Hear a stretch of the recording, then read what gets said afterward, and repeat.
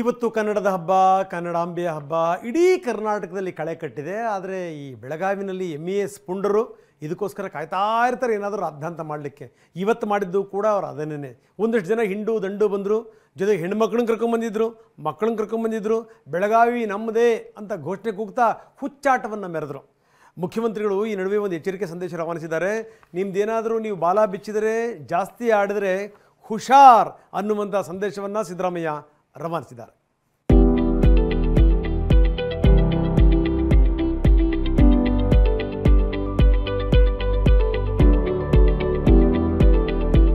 ಎಲ್ಲೆಲ್ಲೂ ಕನ್ನಡದ ಕಂಪು, ಕೆಂಪು, ಹಳದಿ ಬಾವುಟಗಳು ರಾರಾಜಿಸ್ತಾ ಇವೆ. ಸ್ತಬ್ಧ ಚಿತ್ರಗಳ ಮೆರವಣಿಗೆ, ಕನ್ನಡಿಗರ ಕಲರವ, ಭುವನೇಶ್ವರಿ ತಾಯಿಯ ಆರಾಧನೆ, ನಾಡಿನ ಎಲ್ಲೆಡೆ ಕನ್ನಡ ರಾಜ್ಯೋತ್ಸವದ ಸಂಭ್ರಮ ಮನೆ ಮಾಡಿತ್ತು.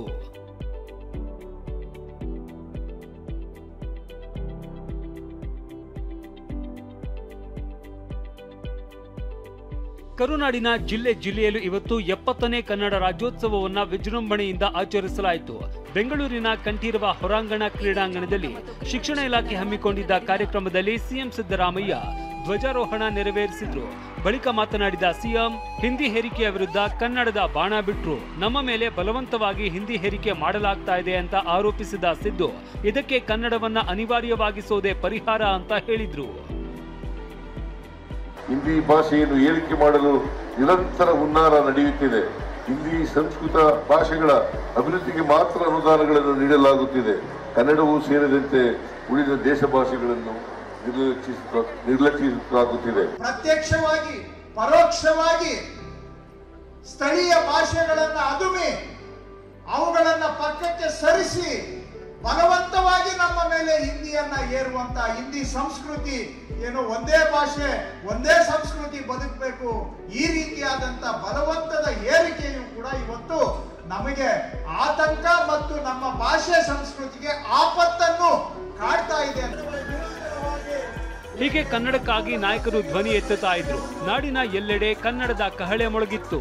ಆದ್ರೆ ಕುಂದಾನಗರಿ ಬೆಳಗಾವಿಯಲ್ಲಿನ ಚಿತ್ರಣ ಮಾತ್ರ ಬೇರೆಯದ್ದೇ ಆಗಿತ್ತು.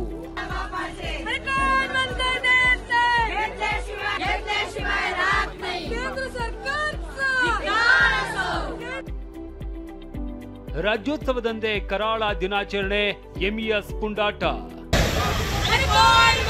ರಾಜ್ಯೋತ್ಸವದಂದೇ MES ಕಿತಾಪತಿ ತೆಗೆದಿದೆ. ಜಿಲ್ಲಾಡಳಿತದಿಂದ ಅನುಮತಿ ಇಲ್ಲದಿದ್ರು ಬೆಳಗಾವಿಯಲ್ಲಿ ನಾಡದ್ರೋಹಿ MES ಕಾರ್ಯಕರ್ತರು ಬೃಹತ್ ರ್ಯಾಲಿ ನಡೆಸಿದ್ದಾರೆ.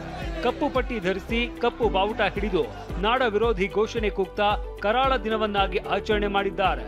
ಬೆಳಗಾವಿ ನಮ್ಮದು ಅಂತ ಒದ್ದಟತನ ಮೆರೆದಿದ್ದಾರೆ.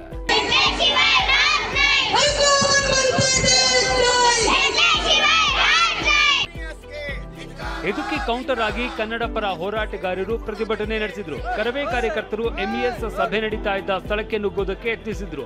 ಆದರೆ MES ಅನಧಿಕೃತ ರ್ಯಾಲಿಗೆ ಭದ್ರತೆ ನೀಡಿದ್ದ ಇದೇ ಪೊಲೀಸರು ಕನ್ನಡ ಪರ ಹೋರಾಟಗಾರರನ್ನ ವಶಕ್ಕೆ ಪಡೆದುಕೊಂಡ್ರು. ಇದೇ ವಿಚಾರಕ್ಕೆ ಪ್ರತಿಕ್ರಿಯೆ ನೀಡಿದ ಸಿಎಂ ಸಿದ್ದರಾಮಯ್ಯ, MES ನವರು ಪುಂಡಾಟಿಕೆ ಮಾಡ್ತಾರೆ, ಅವರನ್ನ ಮಟ್ಟ ಹಾಕ್ತೇವೆ. ಮಹಾರಾಷ್ಟ್ರದವರು ಬೆಳಗಾವಿ ನಮ್ದು ಅಂತ ಸುಪ್ರೀಂ ಕೋರ್ಟ್ಗೆ ಹೋಗಿದ್ದಾರೆ, ನಾವು ಬಿಟ್ಟು ಕೊಡಲ್ಲ ಅಂದ್ರು. MES ನವರು ಇದಾರಲ್ಲ, ಅವ್ರು ಸ್ವಲ್ಪ ಪುಂಡಾಟಿಕೆ ಮಾಡ್ತಾರೆ, ನಾವು ಪುಂಡಾಟಿಕೆನೆಲ್ಲ ಮಟ್ಟ ಹಾಕ್ತೀವಿ. ಮಹಾರಾಷ್ಟ್ರದವರು ನಮ್ಗೆ ಬೆಳಗಾವಿ ಸೇರ್ಬೇಕು ಅಂತೇಳಿ ಸುಪ್ರೀಂ ಕೋರ್ಟ್ಗೆ ಹೋಗಿದ್ದಾರೆ. ಮಹಾಜನ ವರದಿನೇ ಅಂತಿಮ.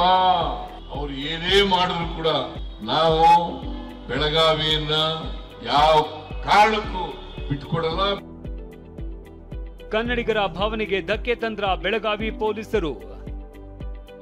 ವಿಪರ್ಯಾಸ ನೋಡಿ, MES ಪುಂಡರ ವಿರುದ್ಧ ಪೊಲೀಸರು ಕ್ರಮ ಕೈಗೊಳ್ಳಬೇಕು. ಆದ್ರೆ ಮಾಳಮಾರುತಿ ಠಾಣೆಯ CPI ಕಾಲಿಮಿರ್ಜಿ ಸೆಲ್ಫಿ, ನಾಡದ್ರೋಹಿ ಜೊತೆ ಸೆಲ್ಫಿ ತೆಗೆದುಕೊಂಡಿದ್ದಾರೆ. MES ಪುಂಡ ಶುಭಂ ಶೆಳಕೆ ಜೊತೆ ನಿಂತು ತಾವೇ ಫೋಟೋ ಕ್ಲಿಕ್ಕಿಸಿಕೊಂಡಿದ್ದಾರೆ. TV9 ನಲ್ಲಿ ಈ ವರದಿ ಪ್ರಸಾರ ಆಗ್ತಾ ಇದ್ದಂತೆ ಸೆಲ್ಫಿ ತೆಗೆದುಕೊಂಡಿದ್ದ CPI ಕಾಲಿಮಿರ್ಜಿ ಕೈಯಲ್ಲೇ MES ಪುಂಡ ಶುಭಂ ಶೆಳಕೆ ಅರೆಸ್ಟ್ ಆದ. ಇದು ಬೆಳಗಾವಿಯ ಕಥೆಯಾದ್ರೆ ನಾಡಹಬ್ಬದ ದಿನವೇ ಕಲಬುರಗಿಯಲ್ಲಿ ಪ್ರತ್ಯೇಕ ರಾಜ್ಯದ ಕೂಗು ಮೊಳಗ್ತು. ಕಲಬುರಗಿಯ ಜಗತ್ತ ವೃತ್ತದಲ್ಲಿ ಧರಣಿಗೆ ಕುಳಿತ ಕಲ್ಯಾಣ ಕರ್ನಾಟಕ ಪ್ರತ್ಯೇಕ ರಾಜ್ಯ ಜಾಗೃತಿ ಸಮಿತಿ ಕಲ್ಯಾಣ ಕರ್ನಾಟಕ ಪ್ರತ್ಯೇಕ ರಾಜ್ಯಕ್ಕೆ ಆಗ್ರಹಿಸಿದ್ರು. Bureau report, TV9.